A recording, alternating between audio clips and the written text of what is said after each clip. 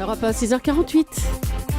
L'édito éco, bonjour Eric Le Boucher. Bonjour Maxime. Toyota, le constructeur japonais de voitures, est redevenu numéro 1 mondial l'an dernier et il vient d'annoncer un triplement de ses profits. Comment est-ce qu'on explique, Eric, ce comeback ?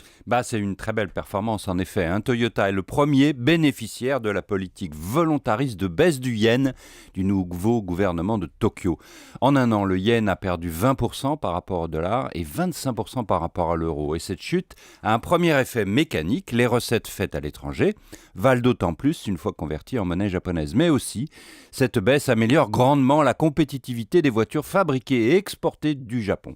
Résultat, des ventes en hausse de 2,5% malgré la crise, presque 10 millions de voitures et un profit triplé. Et visiblement, Toyota n'a pas l'intention de s'arrêter là. Oui, le groupe qui annonçait ses résultats hier compte sur une nouvelle baisse du yen et il prévoit un bénéfice, lui, encore accru, de 40% cette année.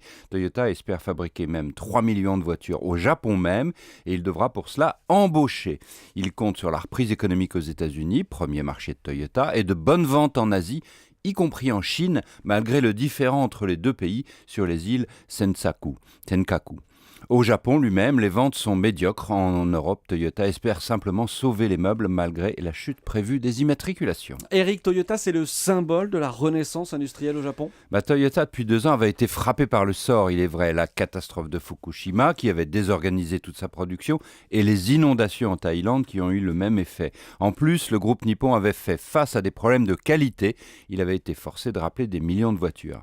Mais en même temps, il a coupé dans ses coûts, supprimé les bonus des dirigeants, résister aux syndicats sur les salaires et donc oui, retour au devant de la scène. Toyota démontre sa force d'adaptation de toute l'industrie japonaise. La baisse du yen vient accélérer ce retour de santé.